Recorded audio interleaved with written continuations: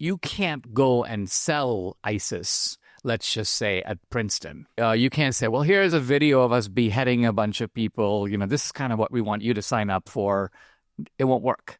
But on the other hand, if you come in with a Muslim Brotherhood garb, so to speak, and you say, well, we're going to have a conference on the dangers of Islamophobia.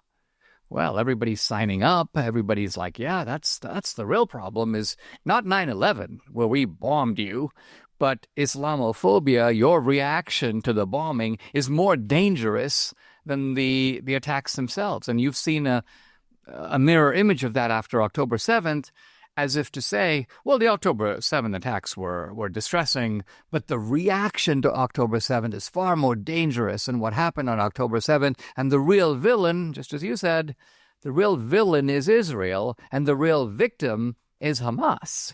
So this inversion of blame, which is actually part of the left's, I would say, their ultimate project is, in fact, the inversion of the moral hierarchy.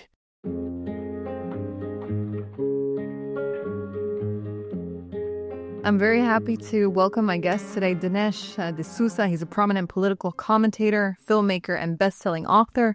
And of course, Dr. Dan Diker, president of the Jerusalem Center for Security and Foreign Affairs. Gentlemen, thank you both very much for joining us today. What a pleasure. Glad to be here. Dinesh, first of all, welcome to Jerusalem. It's always a pleasure having you here. Very exciting. Yes, it's a short trip for us, our third trip to Israel. So being here is somewhat of a new discovery for me.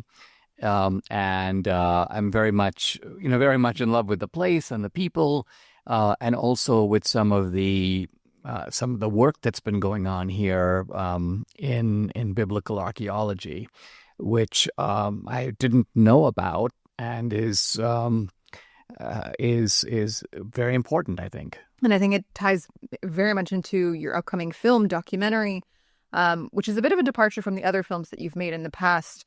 This one, it's titled The Dragon's Prophecy, and it essentially frames October 7th more than just a jihadi attack, but you see it as the fulfillment of a biblical prophecy. Well, the title is a reference to a description in the book of Revelation in chapter 12, where it talks about a dragon representing really the devil, waging war against a woman, in fact, a pregnant woman, and the woman represents Israel. So the question is, what does that have to do with October 7th? What does that have to do with what's going on in the Middle East? I think the kind of original angle of the film, if you will, is to say that we've tried a lot of different lenses for looking at all this.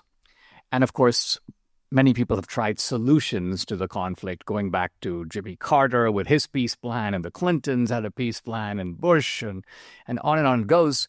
The problem seems somewhat insoluble. And so you have to understand not only kind of how you think it might be solved, but why has it been so intractable?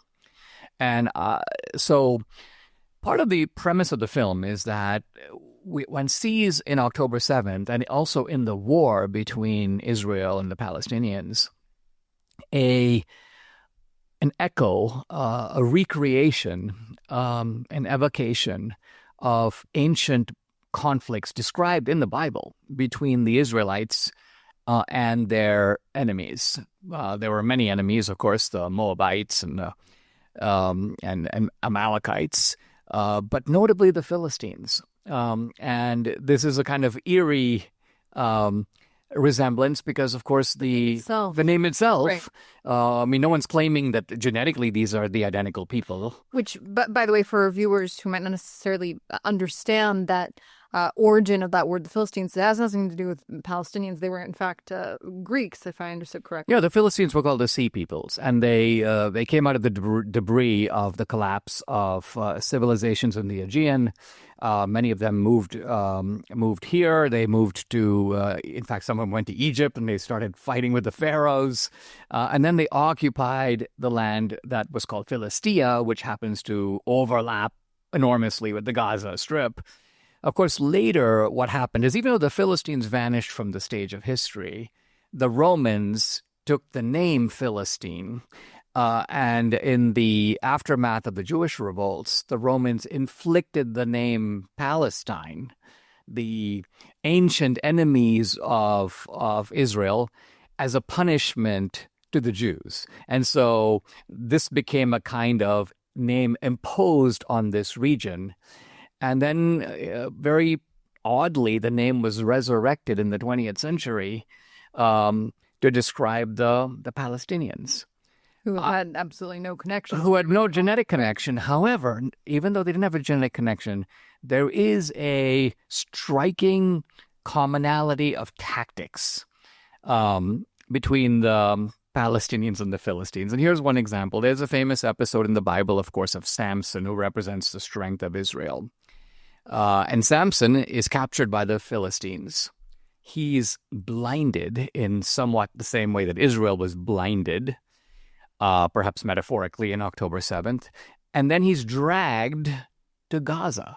So Samson becomes sort of the original hostage of Gaza. And when he gets there, the first thing, the Bible says that the Philistines demanded that he be stripped and he be paraded for people's entertainment. And so the jubilation that we saw on October 7th in Gaza has this biblical parallel in the case of Samson.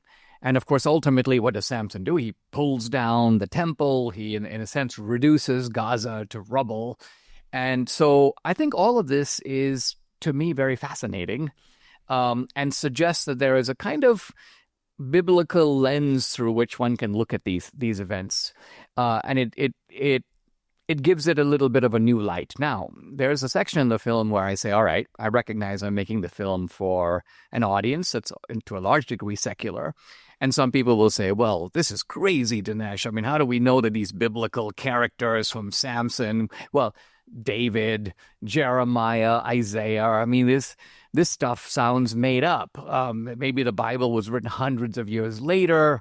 And so the relevance of the biblical archaeology is to come back and say, no, we have seen remarkably, as the world has become more secular, the uncovering of new evidence in the last 25 or 30 years that validates the people and the events of the Hebrew Scriptures and establishes definitively the presence of the Jews in their ancestral homeland. Dinesh is discussing really brings us to a very deep understanding of the extraordinary, dramatic meaning of the October 7th invasion, mass murder, torture, and kidnapping as a threat to and a uprooting of, an attempt to uproot Judeo-Christian civilization today. This was a war on Judeo-Christian civilization. Some in the West have dismissed that as a type of, PR points that Israel's trying to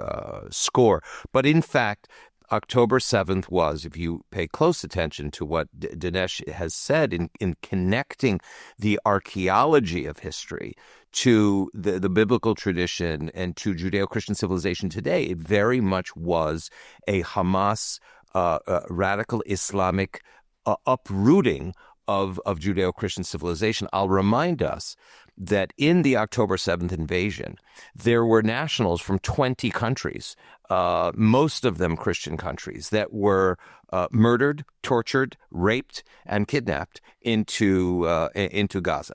So that is the I think international context, very important to understand the October 7th invasion by Hamas. It goes way beyond Israel. And it's definitely, been oversimplified throughout these past 2 years of war as, just a simple war of territory between Israelis and Palestinians fighting over Gaza and Israel and the West Bank.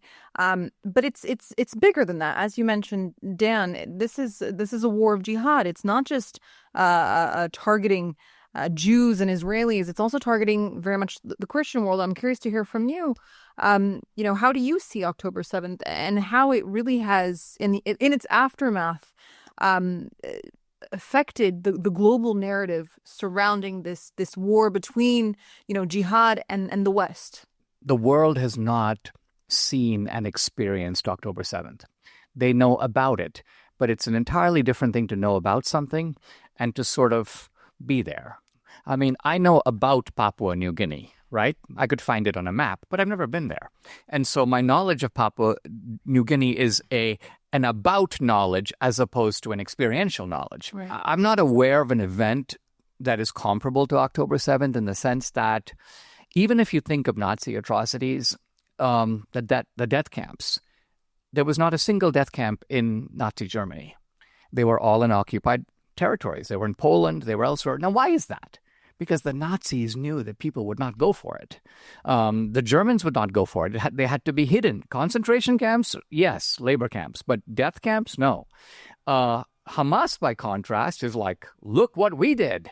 Almost like taking an international bow.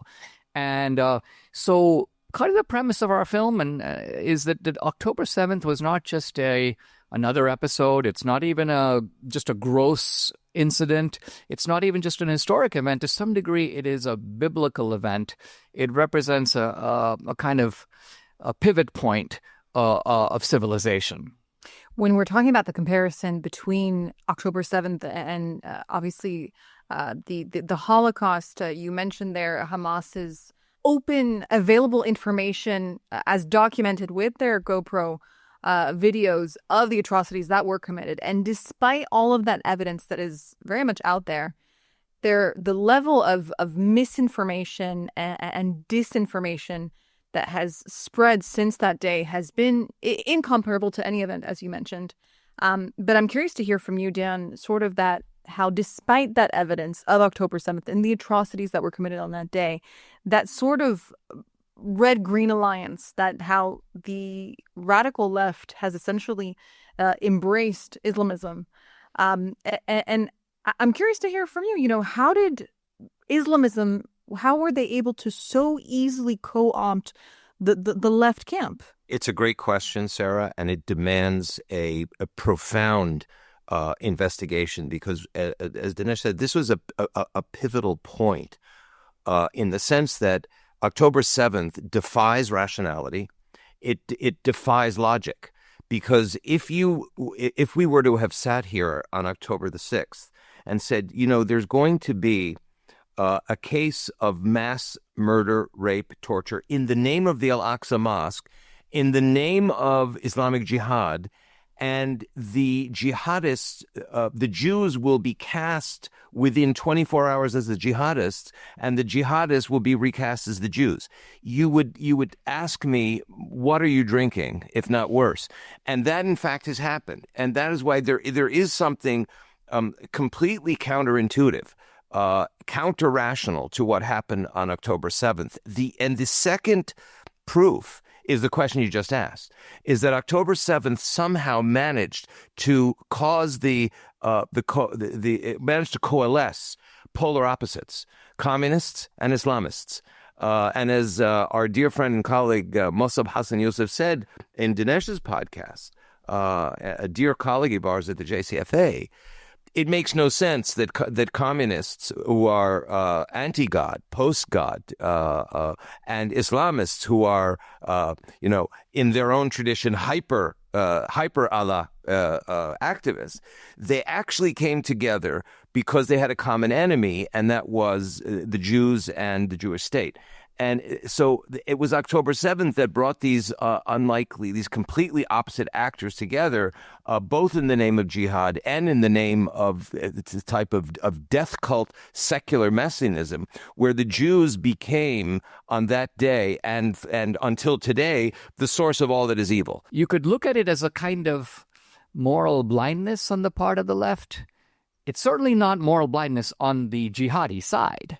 I think from the jihadi side and from the point of view of Islamic radicalism, they say, we are kind of an alien force. We don't have access to the institutions of the West. We need the secular left to open the doors, to bring us to the table, to give us entree into the respectable quarters of the universities and the media.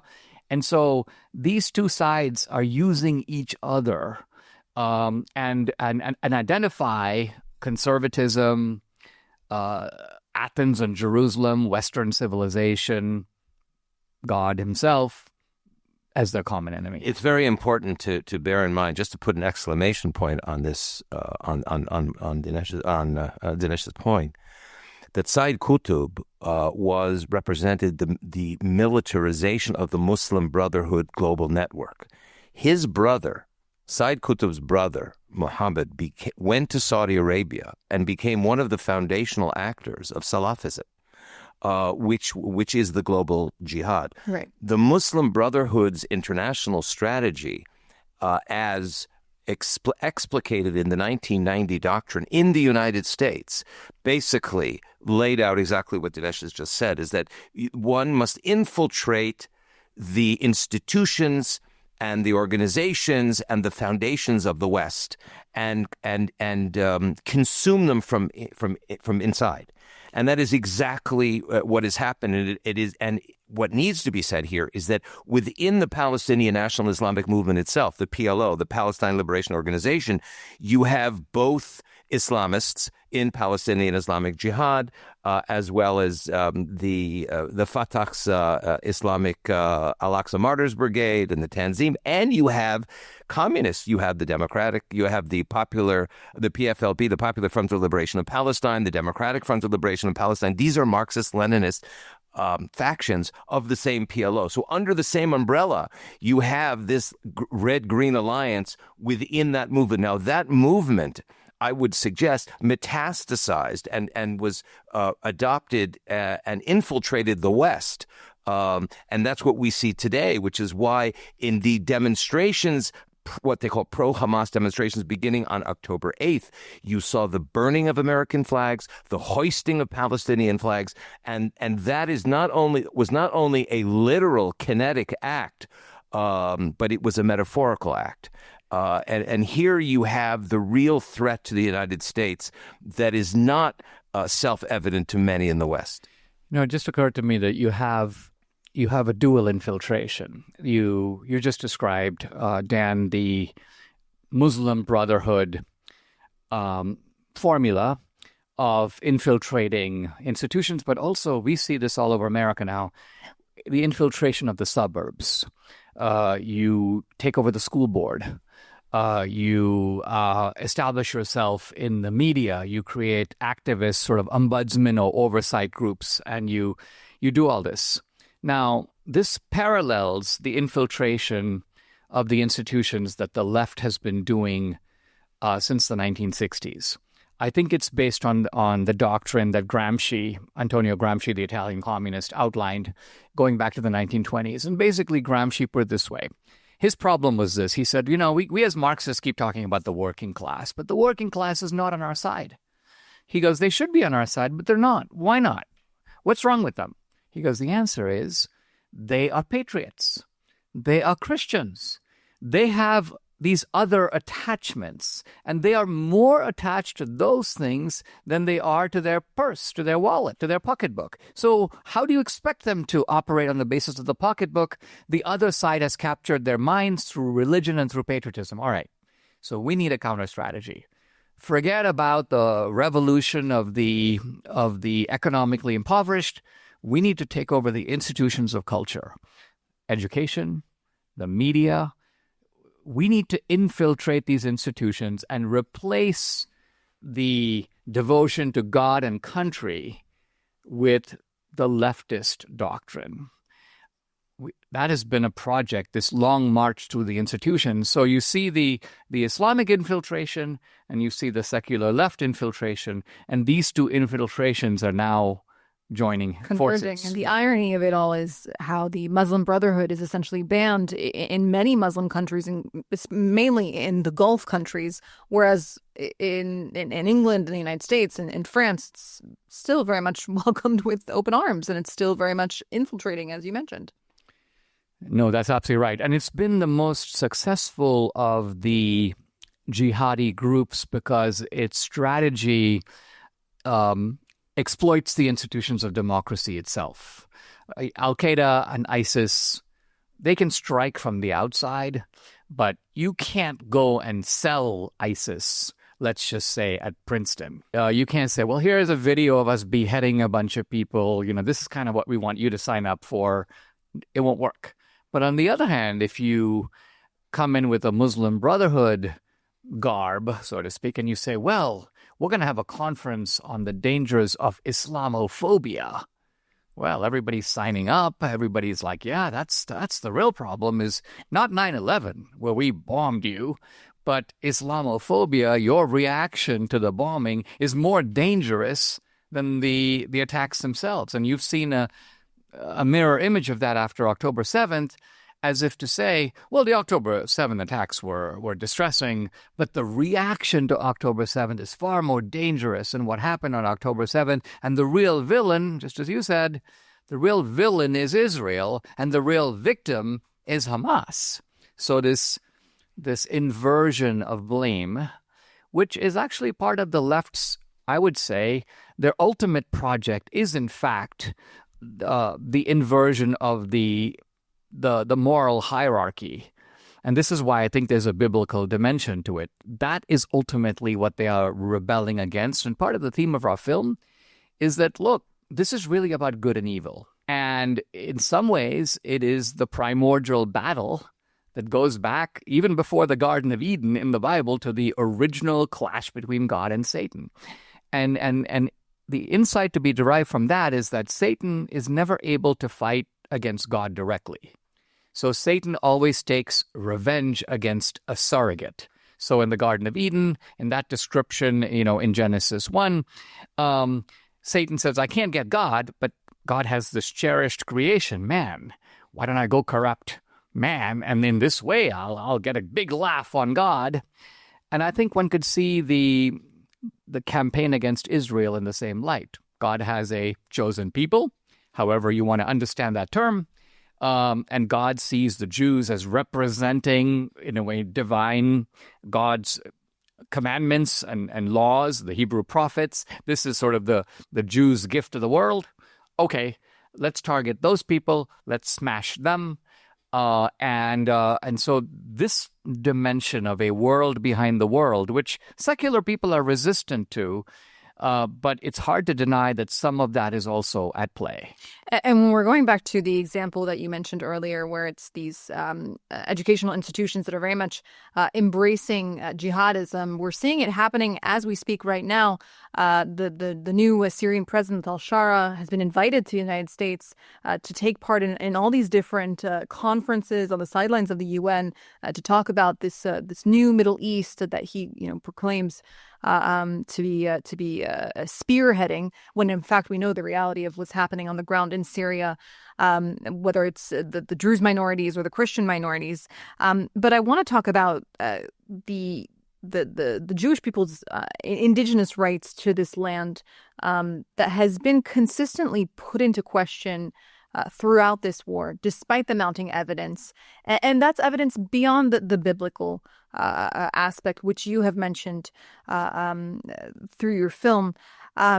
You've been a long-standing supporter of Israel, and as I mentioned, the Jewish people's indigenous belonging to this land. Indigenous, I stress, because that has very much been a point that the left has always brought up when it comes to the Palestinians.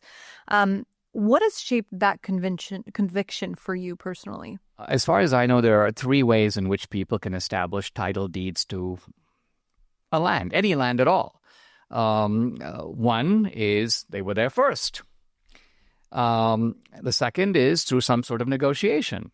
And the third is through the time-honored mechanism of conquest. In fact, the borders of virtually every country in the world were established by some original conquest. So I said, in some cases, like the United States, you might have a dispute. The Native Americans go, we were here first, so we get the indigeneity card. But then the white man goes, yeah, but you Indian tribes were taking the land one from the other, conquering each other, and finally we conquered you, so we took the land by conquest. So we have the conquest card. But at least it's a tie. I said, now let's apply this analysis to Israel. The Jews were indigenous. They were here first. That's impossible to deny. the biblical archaeology itself is decisive in a number of respects, by the way. And we're not talking here, by the way, about divine revelation or miracles. We're just talking about the historicity of the Bible. I mean, we're sitting right here in Jerusalem, where everywhere you look, there's archaeological sites uncovered nearly on a daily basis. It's actually impossible to build anything in this city without running into that archaeological evidence that points to the Jews being here for thousands of years. And that's not even mentioning, our text, our holidays, which are all centered around a specific geographic location. And it's worth noting that a good deal of this evidence comes from the enemies of Israel, right? So, in other words, we know about the house of David from an inscription from a Syrian king who boasts, "I conquered the house of David." So you're not even talking about the fact that the Jews, they cooked up this evidence. Right. This is decisive evidence because it's actually coming from hostile forces. And the second thing is it confirms facts in the Hebrew scriptures at the level of microscopic detail, by which I mean you will have something, for example, in the book of Jeremiah, where Jeremiah is preaching against the king, and the king has these two dudes, including one of them is Jerukal, son of Shelemiah, the other is a guy named Gedaliah, and the king says, go keep an eye on this Jeremiah fellow. Now, these are such minor figures in the Bible, they barely appear even once. So think of it this way. Fast forward 2,500 years, they're digging around the city of David.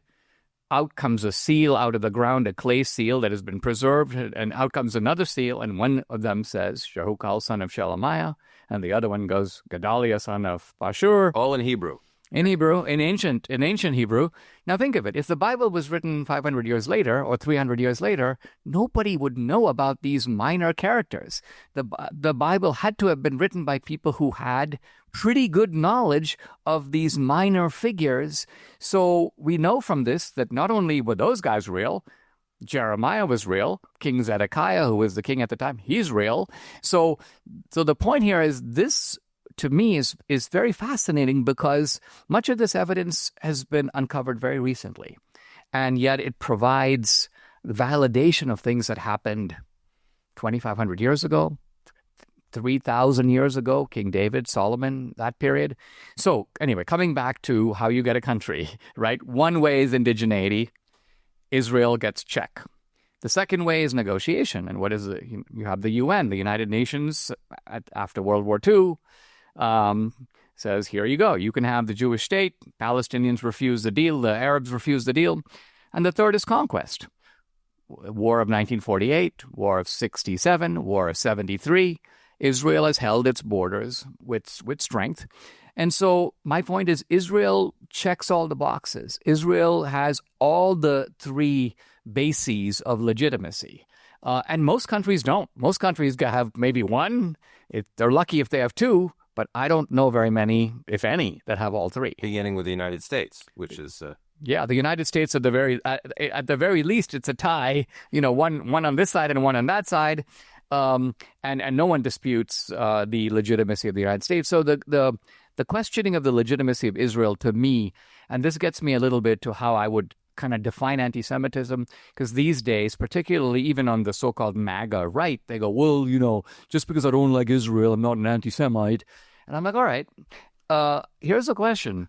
Are you subjecting Israel and the Jews to a different set of standards that you apply to everybody else?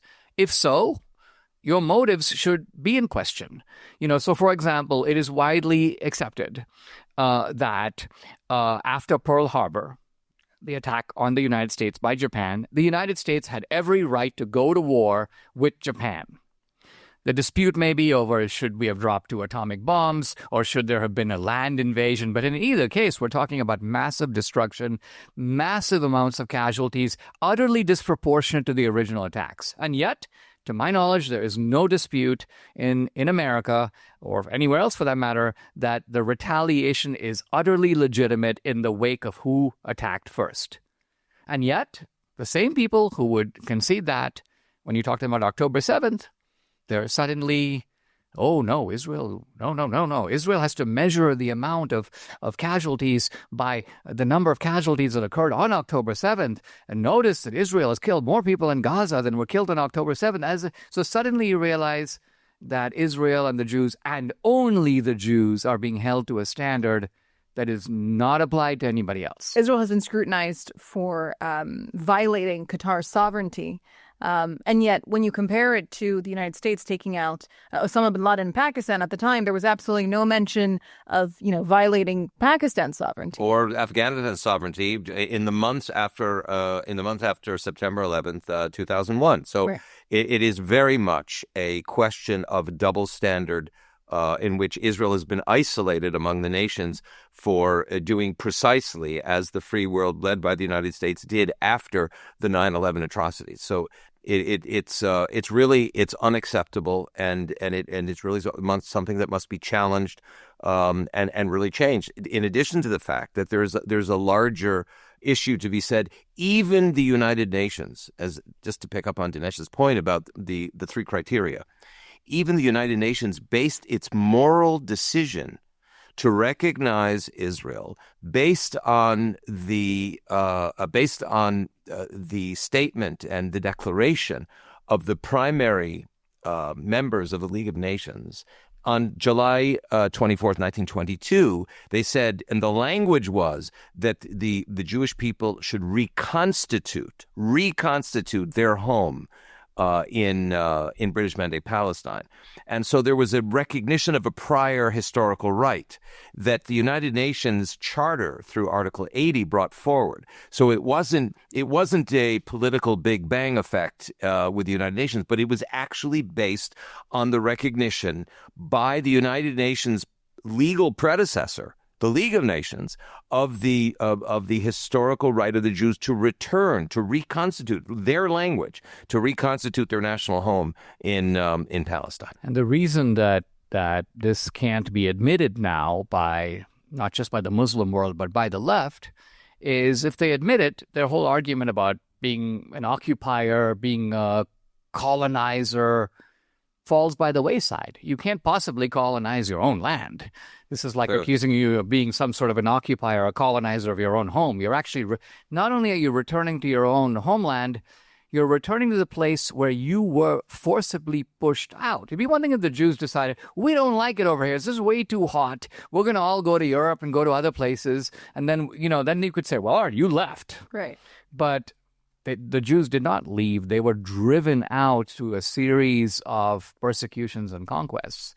And so returning to an ancestral homeland would seem to be something fairly basic. And one thing we have to keep in mind is as we sit here in Jerusalem, which according to Israel's own logo, which is the Heinrich Bunting, the famous Heinrich Bunting clover leaf, where Jerusalem is in the center of the world and the center of the Middle East, that we need to think like Middle Easterners. We cannot understand the root and the underlying nature of this conflict as Westerners. And I think what lies at one of the roots of our discussion is that many in the West, if not a majority in the West, believe that what they call the Palestinian-Israeli conflict is political in nature, is solvable as a political conflict, is territorial in its characteristic, and it's absolutely untrue within the reality of the Middle East. Israel's adversaries and enemies have always considered this an issue of jihad. It is from their point of view, not from Israel's point of view. Their point of view, this is a religious conflict. It's an ideological mission to eliminate this region from any kind of Jewish sovereignty. And I think if there is a message that must be conveyed going forward, it is to really help the West re-understand that the nature of this conflict from the point of view of the adversaries of Israel, the adversaries by extension of the United States and of the West, it is a religious conflict. It is jihad, and it must be countered on that basis. And that's why this discussion about indigeneity is so important, because beginning in the 1960s, when Yasser Arafat, the chairman of the Palestine Liberation Organization, of the Fatah, and ultimately the first founding chairman of the Palestinian Authority, internationally recognized and mainstreamed, is that he adopted the language of the Soviet Union, the language of what was called the third world countries, of victimizer and victim, and oppressor and the oppressed.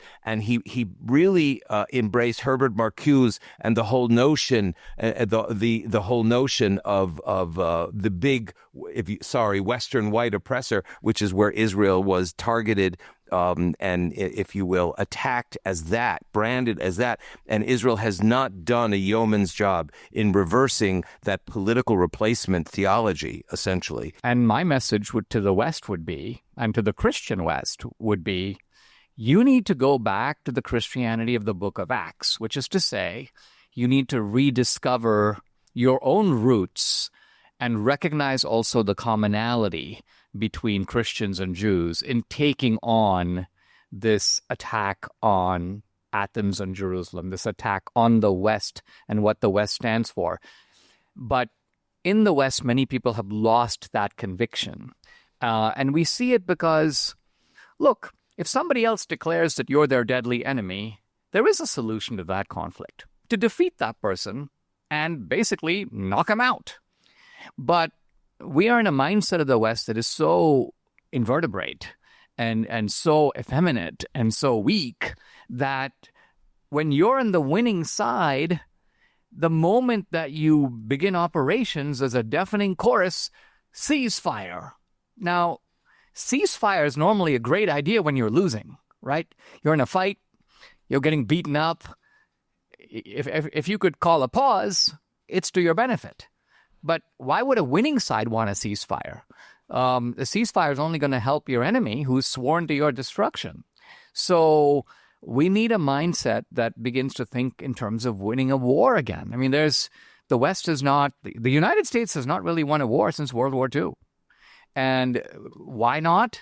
Not because the U.S. can't win a war, but because since World War II, it has apparently been seen that the moment, if somebody else strikes you, yeah, you might want to do a skirmish back over there. But the idea that you go over there and defeat those guys and pummel them to the ground and rebuild from the ground up, that has sort of become almost alien to Western sensibilities. We are not the same Americans that, did Iwo Jima. And I think we do need to recover some of that. I'm speaking here both in military terms, but also in moral terms and even in spiritual terms. Some of that martial spirit we need to get back. And speaking of that Americanness that has changed, I want to get your take on Charlie Kirk's tragic death, because whether our viewers agree with his views and his positions or not, this is someone who did stress the importance of open discourse and public debate, most importantly.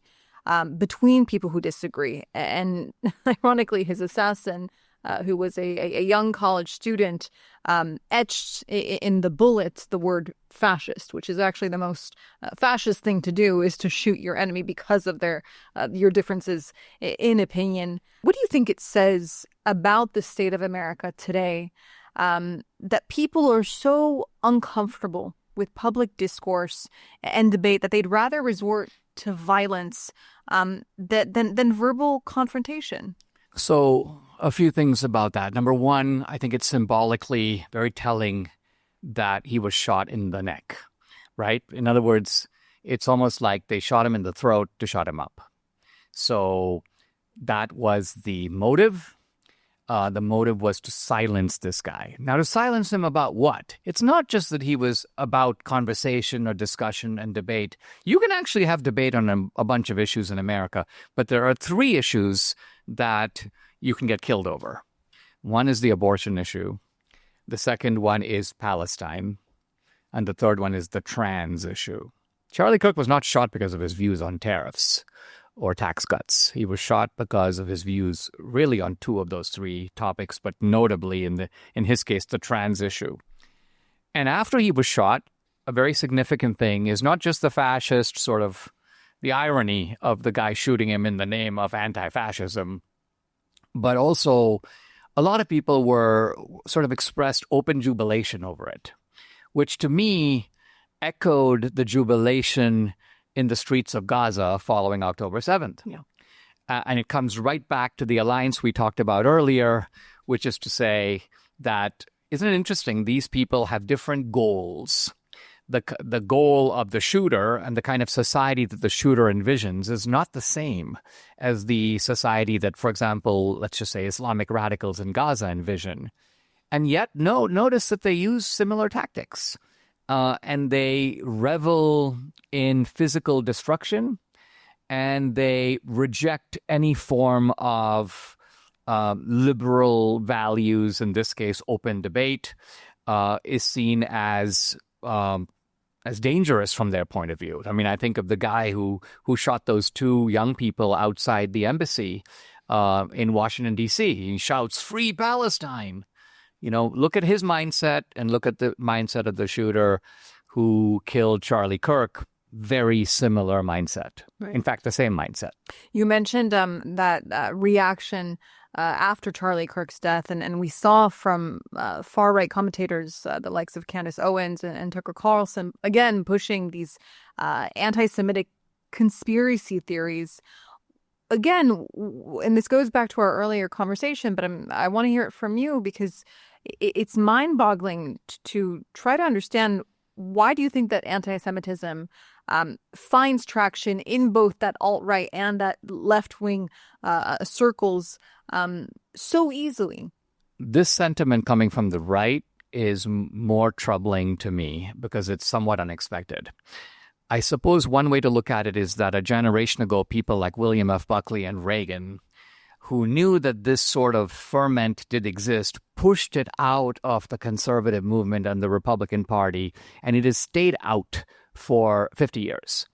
But it appears to be creeping back in. It's also disturbing to me because I actually know Tucker and Candace.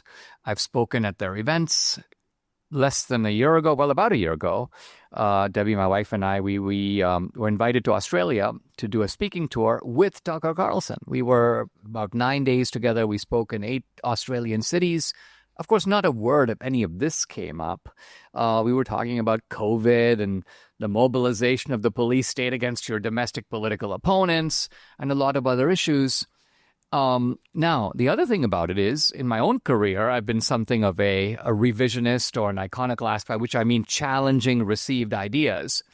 But I think that there is revisionism and iconoclasm that is legitimate. And then there is a certain type of juvenile revisionism that picks a theory for its tantalizing value and pushes it out for no reason other than to sort of stir up a reaction.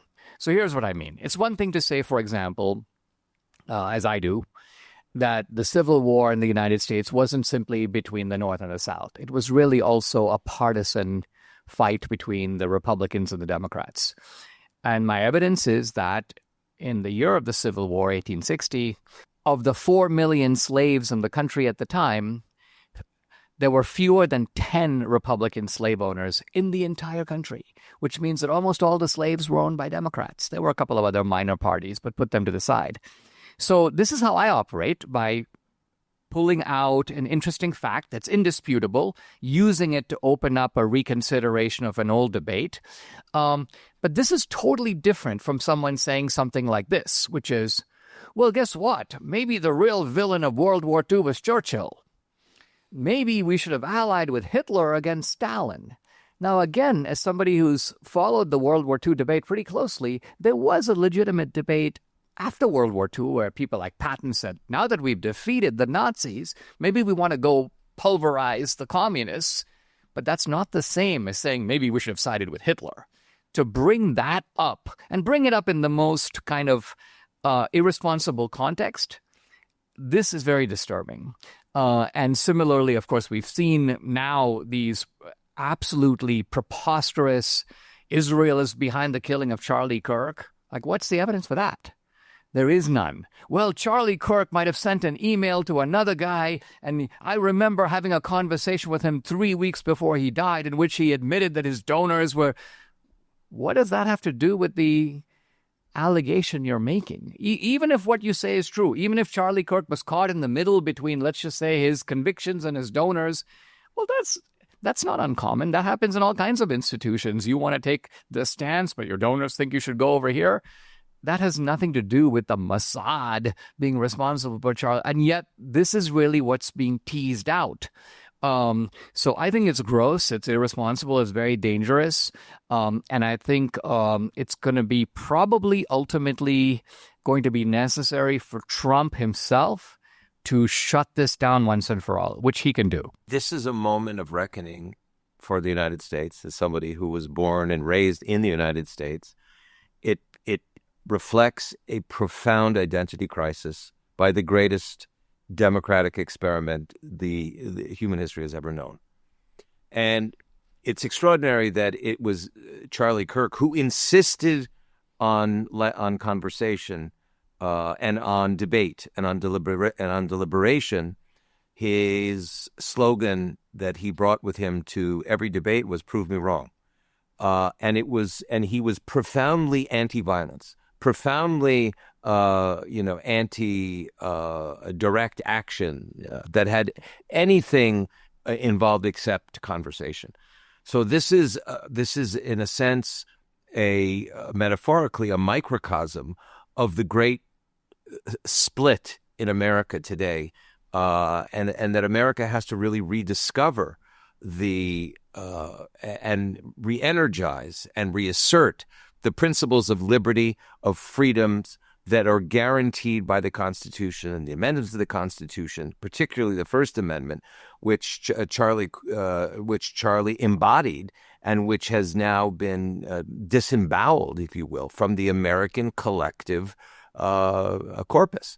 And it really has to be taken extremely seriously. And I think that this very interesting comparison between the jubilation Dinesh mentioned before twice with Mossad and here today at the JCFA, the jubilation of the Palestinian leadership in the West Bank, the Palestinian Hamas leadership in Doha, in Qatar on October 7th, and the Palestinian attack against America on October 8th that continues until today, with the burning of American flags, the hoisting of Palestinian flags in the name of the same and the same terms that were used on the bullet that killed Charlie Kirk is also the bullets that were killing Israelis and so many others on the day of October 7th that was celebrated from October 8th until today. There is a convergence of these two events that really have to be considered and